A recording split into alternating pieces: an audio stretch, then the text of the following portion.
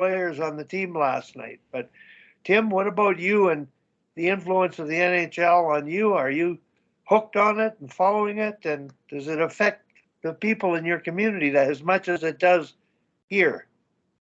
Uh, I follow it to a certain degree. I'm a loyal Philadelphia Flyers fan, so that has its own connotations, I guess. I don't get to watch that many of the West Coast games just because of the time difference. Um, and But the one thing I was going to mention was something that came to mind as you were talking earlier, Wally. I I, I find it very interesting that head coach John Tortorella has actually removed himself from the bench for several games this year, and sat up in the press box. And on local social media, that has just generated like a firestorm of mostly negative comments. But I heard an interview with John, and his sole reason for doing that was to empower his assistant coaches, Rocky Thompson, Brad Shaw, and there's one other one who I don't remember their name. So and not only is he John Tortorella helping to develop his players, he's also helping to develop his coaches. And as a coach, I think that's somewhat unique for a coach in his position. And anyway, so that's some of my limited thoughts on the NHL.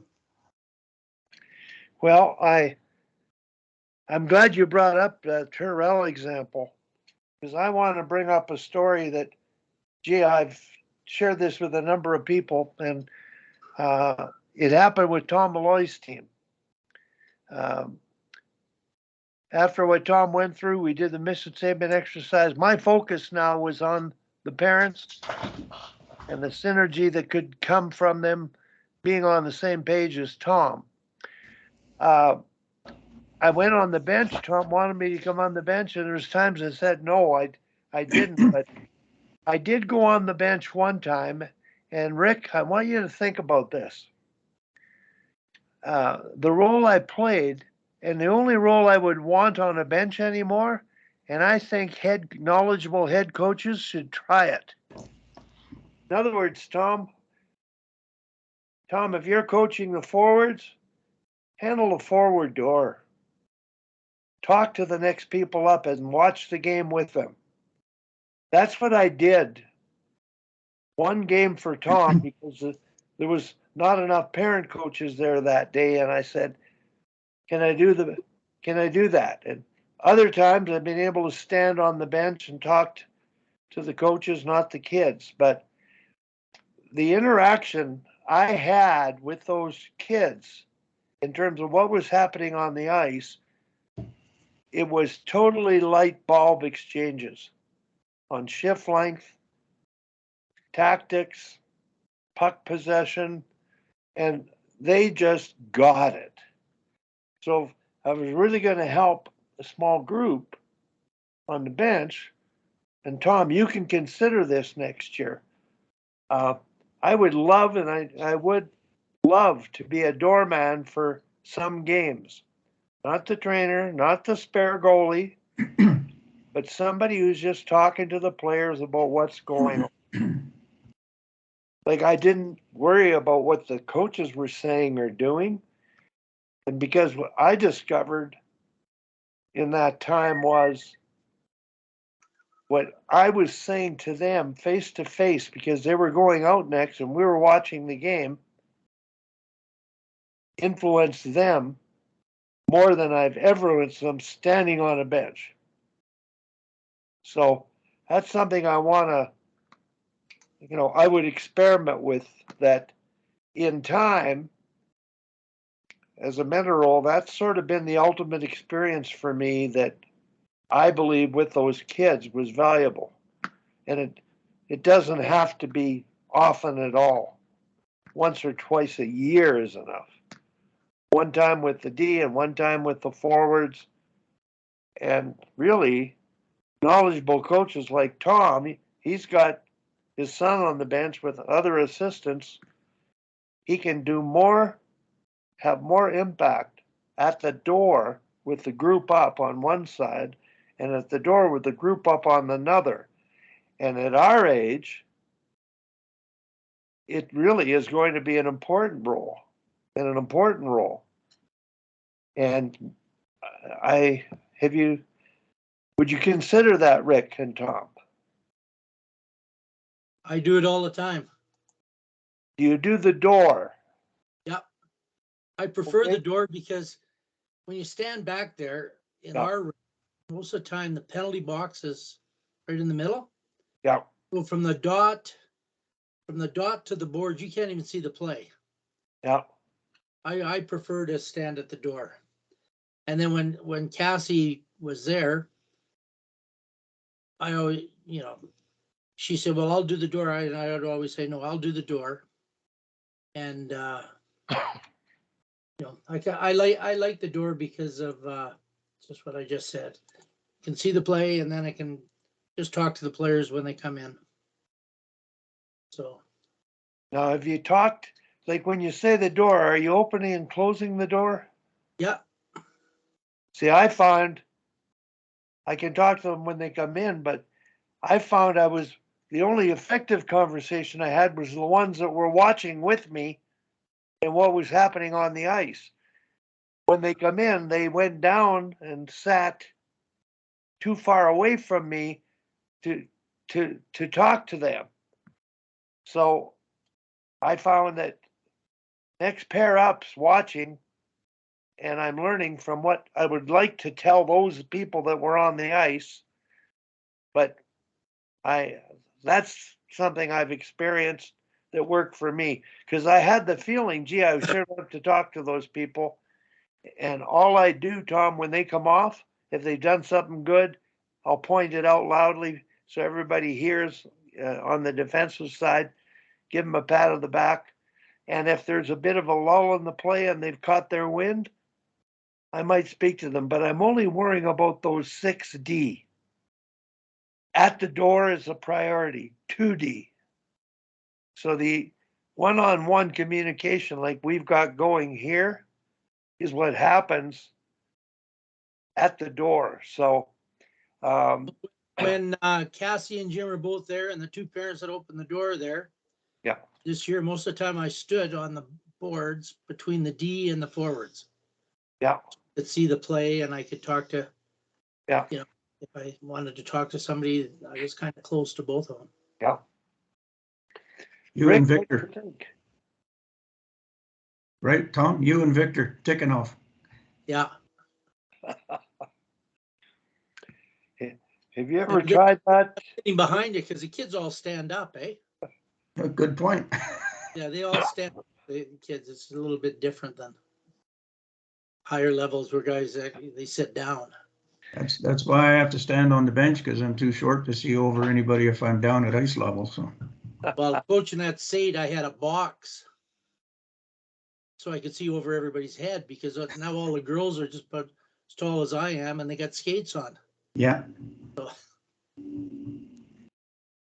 I think Dave King had one at the Saddle Dome too that he could stand on so he could see over the player's head. So Rick, thinking of the teams you mentor, can you imagine yourself reaching the point where, like this is something I'm going to throw out with the coaches down the road. If somebody's not there and they need a door person, can I handle a door for you?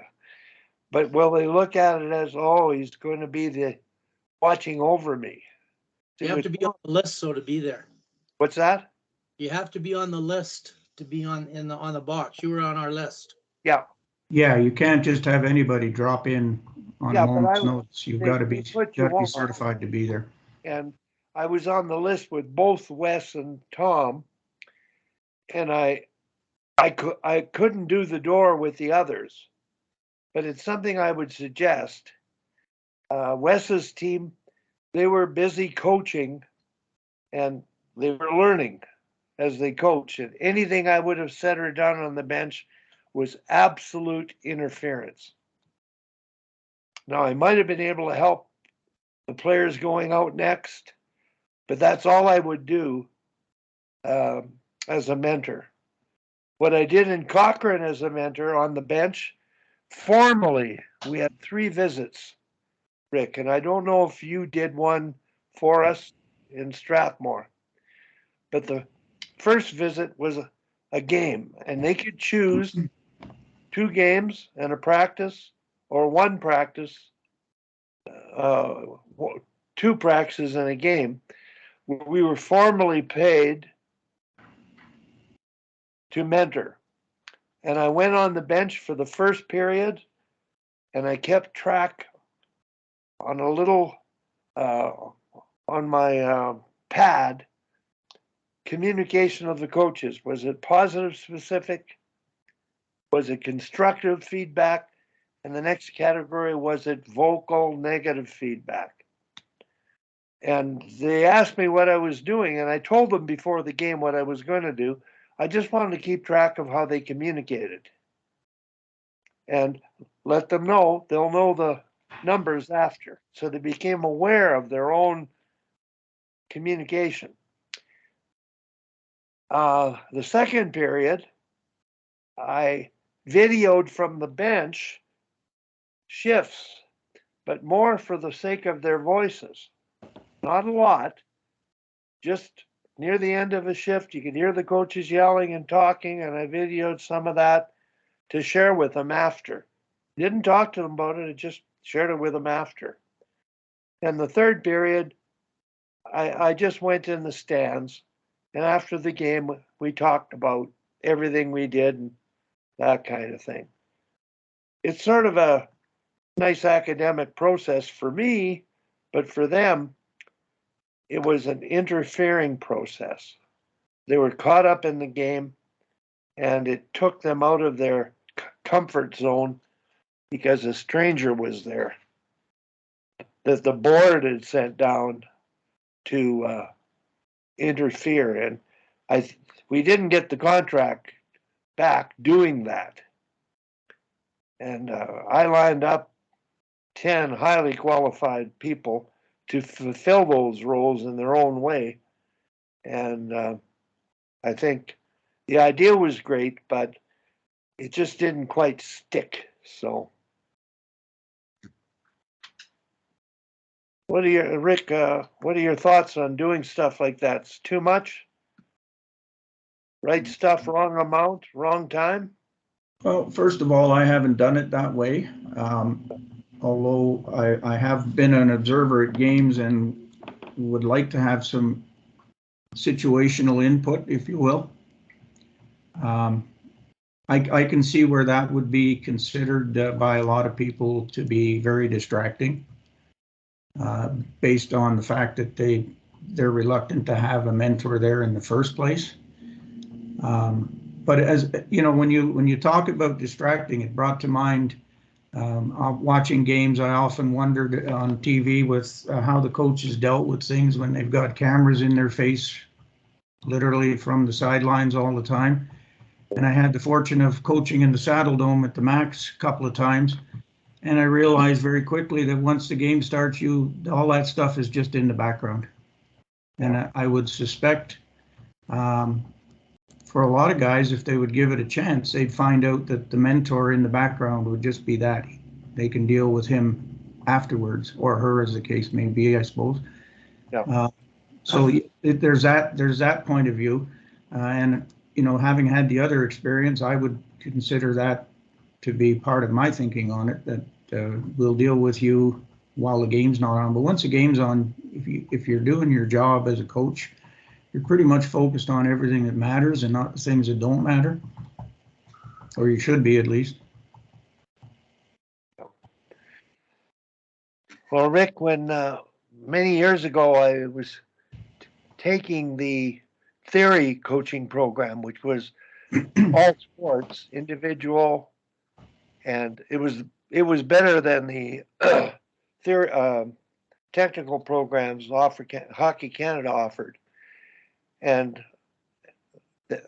I produced this activity and I recommend it for really coaches who really want to improve. I recommend they record themselves on the bench or at a practice.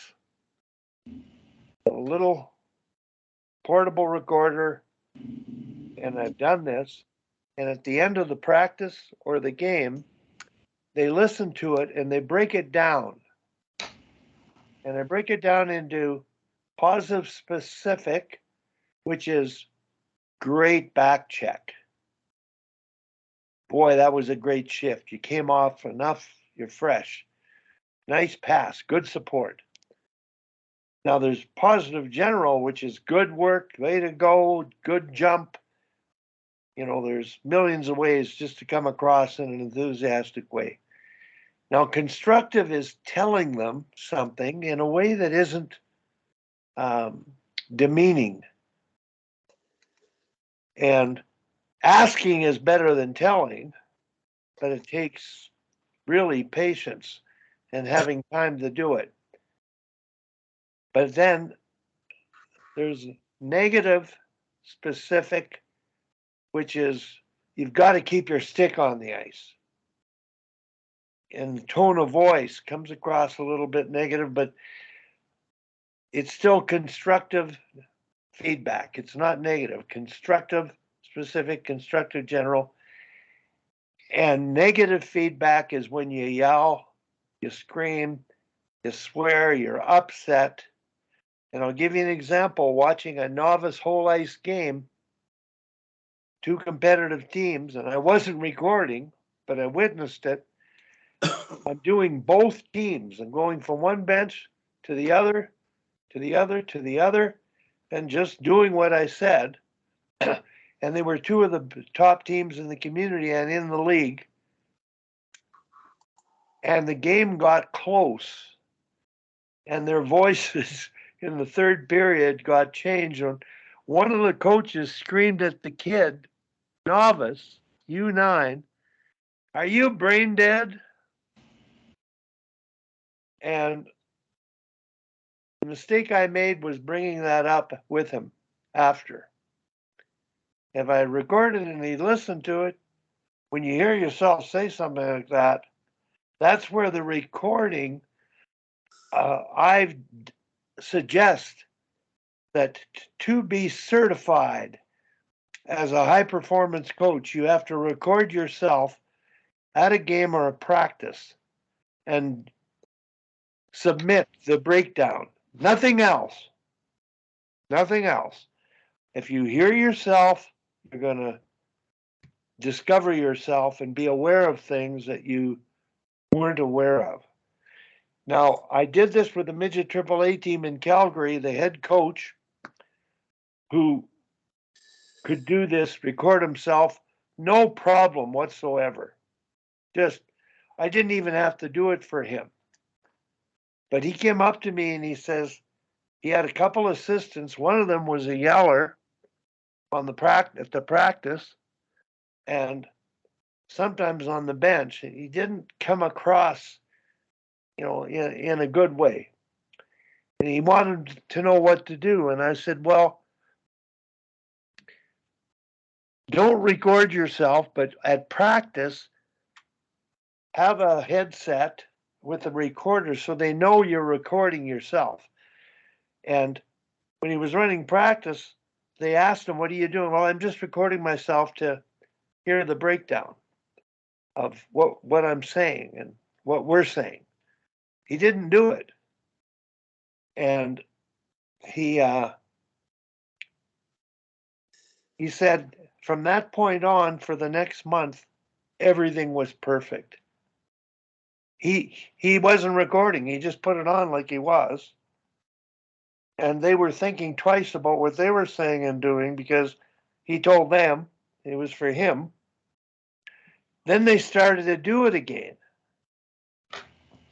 So I told him, record yourself again. And that's one way he got through to them. Now, he already would pass the ethical coaching standard. But these are just ideas of how do we get coaches to be more self-aware so that they can change the way they do things, or we can hold each other accountable to doing things in a way we agree upon. And I think that's the essence of what I'm trying to do here. So I hope it makes sense, but it's keeping me busy, that's for sure. Tim, any thoughts on what I've talked about? Well, going back to what Rick said, where you have to cultivate the relationship where there's trust and respect, and that can take time, or does take time. The other thing is, people can have either a closed mindset or an open mindset. If you can identify the people with the closed mindset, you might not want to waste much of your energy there. If there's patience is something that I have to work on. I think things should be done, right quick, and that's just not the way the world works, especially with relationships. So it can just take time. But I think if you're able to identify some staff that have an open mindset, that's really going to be very, very helpful to your effort. I'm going to give you an example, all of you, of Jordan Fenton in the playoffs against Red Deer, and he lost